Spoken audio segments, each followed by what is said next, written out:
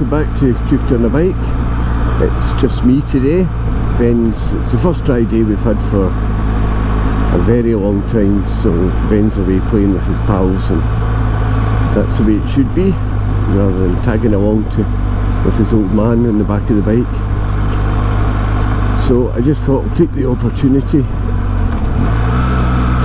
come up some of the, oh my goodness me, come up some of the little back roads and see where they go, because I'm not altogether sure myself where some of them end up.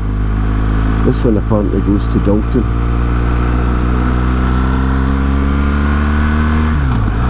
Anyway, the reason I put the title up that I've done is, if you're thinking that this is going to be a situation where I'm slagging off the IAM or dissing them, as modern parlance would have it, that's absolutely not the case. Anyone that improves road safety or improves driving standards is fine in my book. This is just one little glitch that I do have with the training and test that the advanced motorcyclists, or the advanced motorcycle part of the IAM expect. So yeah, I'm not here to diss them, as the young would say. It's actually quite funny. I do find that language changing makes me laugh. It used to be, for example, if you said to a girl she had a fat arse, it was an insult.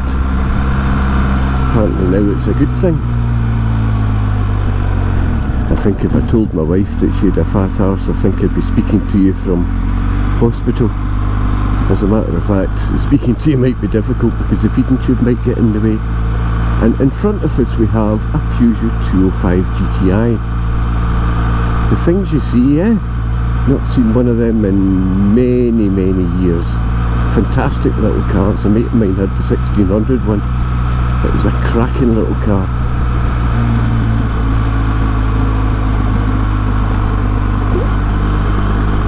Taking it nice and easy, and I would too if I had a car like that. Not altogether sure I would take it up this road at all. So yeah, getting back to the Institute of Advanced Motorists, I decided that a friend of mine was a qualified, or is a qualified rider observer for the Institute of Advanced Motorists. I'm not going to mention his name, I don't think that's fair, but now that I'm taking my son out on the back of the bike, I thought it would be a good idea to have someone have just a little look over my riding. I've not done any kind of rider training for the best part of 40 years, and obviously things change, so I'll go a bit off-road here. There we are, look at this. Who says I never go off-road?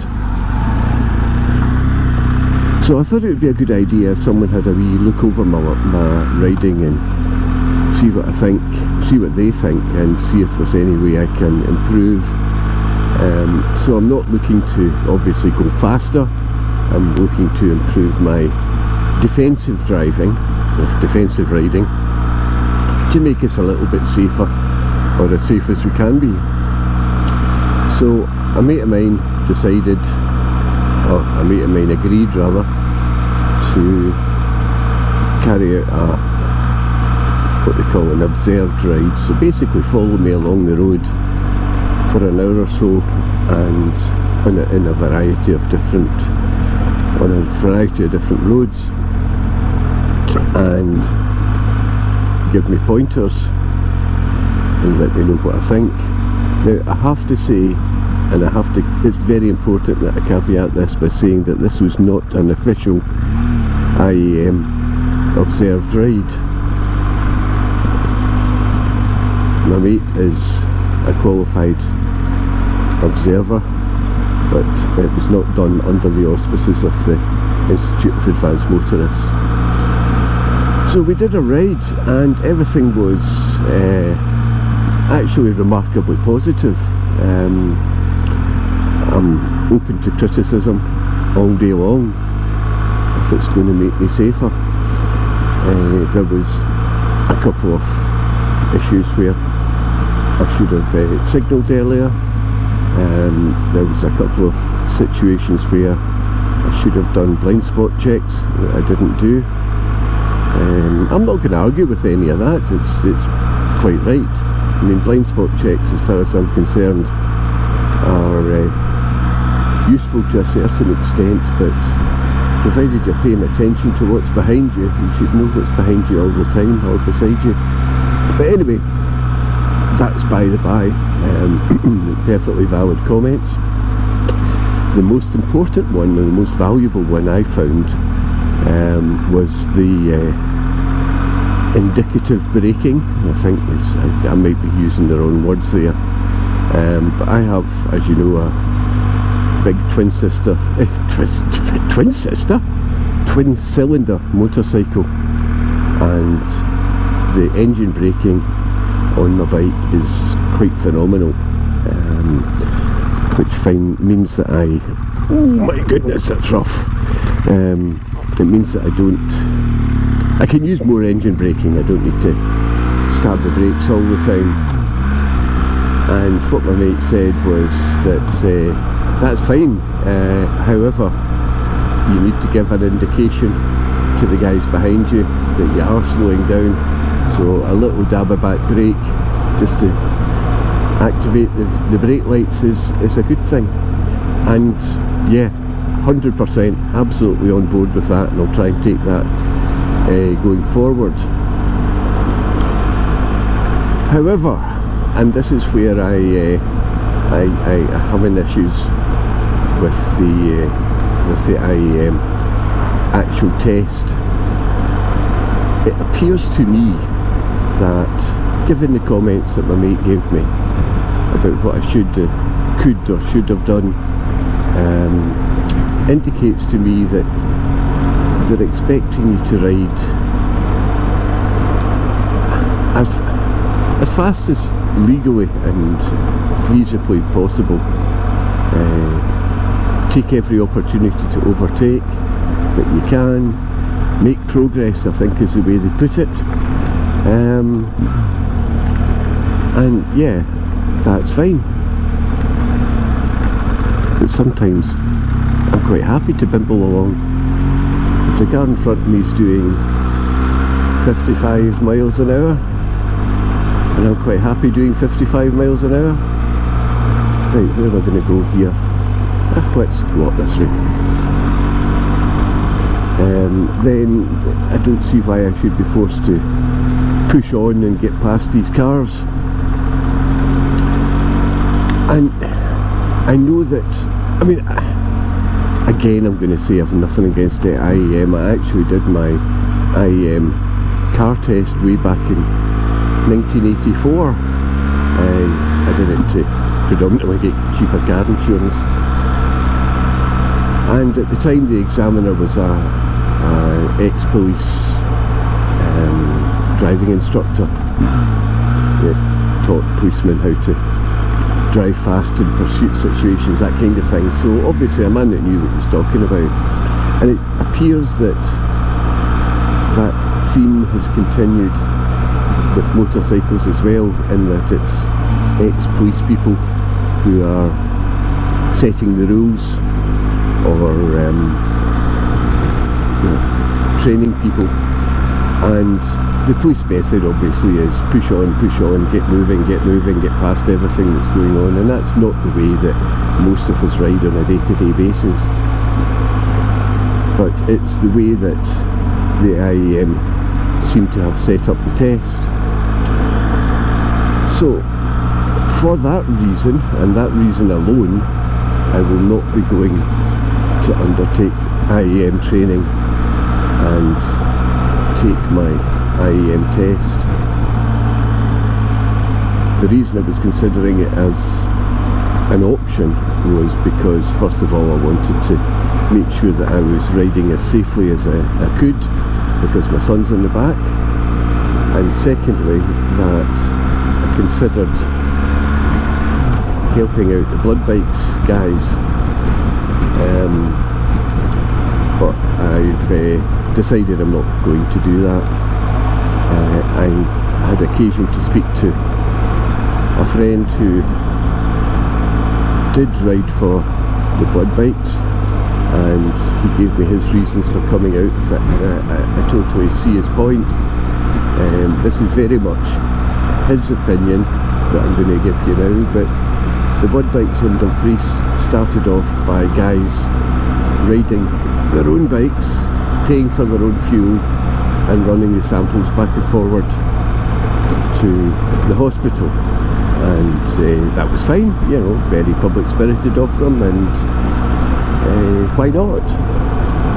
Then they were donated to motorbikes. I can't remember what they were, I think the FJRs or something like that, but they were all liveried up as police motorbikes would be, and with that came the policeman wannabe, or policeman actual riders, and then the rules came. Right, well, you weren't allowed to use your own bike anymore. You had to use one of the blood bike bikes, and in order to ride one of the blood bike bikes, you had to pass the careful. Oh, really? You had to pass the advanced driving test, and not only that, you had to then go and buy yourself a white helmet so you looked even more like a policeman. And yeah, that's not my bag. I don't want to be a policeman. I've no intention of, or I've ever had any aspirations of being a policeman, and I certainly don't want to pretend to be one on a motorcycle. So yeah,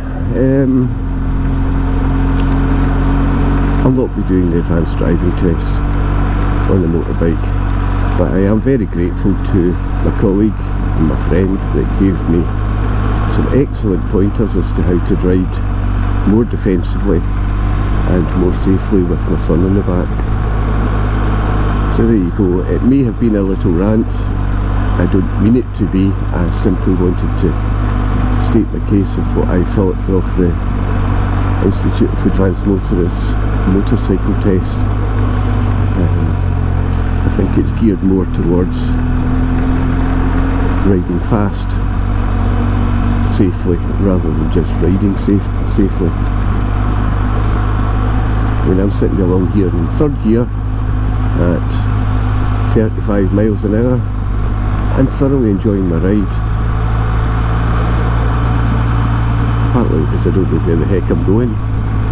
Right, do we want to go to Lockerbie, Ecclefechan or Annan? We'll go to Annan, sod it.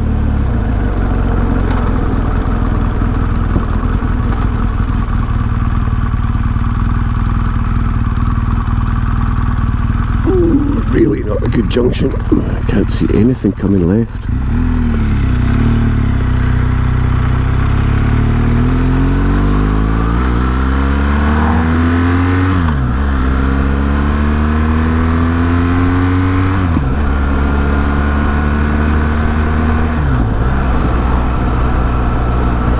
So on a lighter note, just to lighten the mood a little bit because it's been a bit depressing and moany, I'm going to tell you what, I've been stitched up like a kipper by my wife. So we've been together for 18 years, I'm going to say. She's going to say, why do you not know exactly? But I think it's about 18 years we've been together. And we started off, as you do, dating, and one of our first dates was we went over to Glasgow. And I like pranks.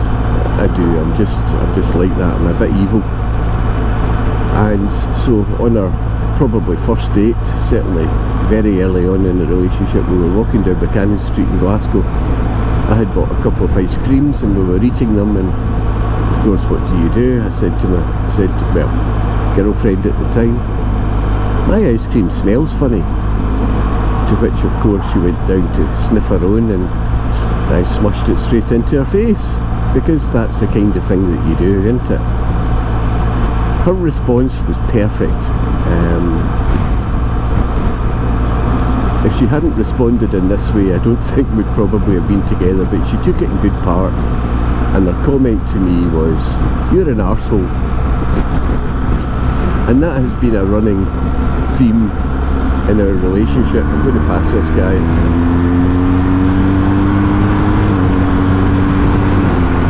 Yeah. Slow down.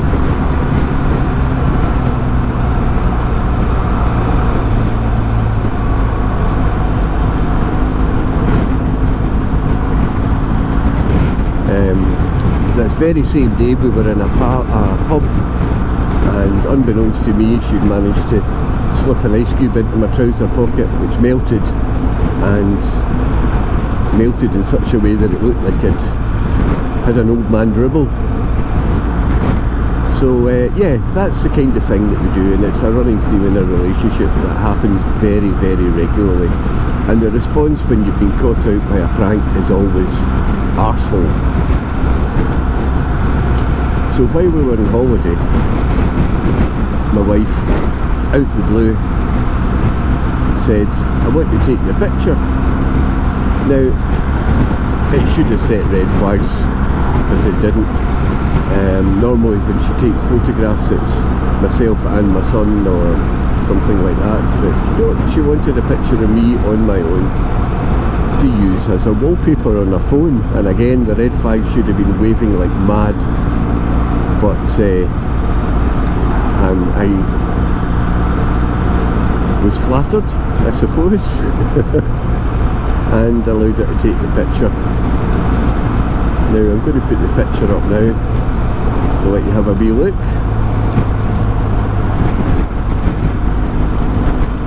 And you can see why I've been done up like a kipper. And true to her word, she's got it as a wallpaper on her phone. Wonderful. I am the permanent arsehole by the look of things. But it was brilliant. It was too good not to share. Right, where the heck are we? Annan, I think. I'm not sure. Yeah.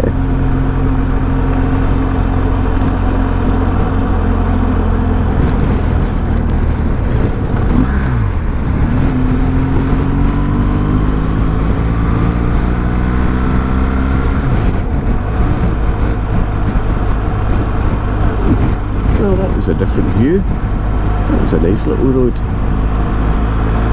There's loads and loads of little farm roads and back roads round about this area, and sometimes you've just got to get yourself out and see if you can get yourself lost, which is not what I've done today, but I have done in the past. Oh, I forgot Annans are 20. Oh dear.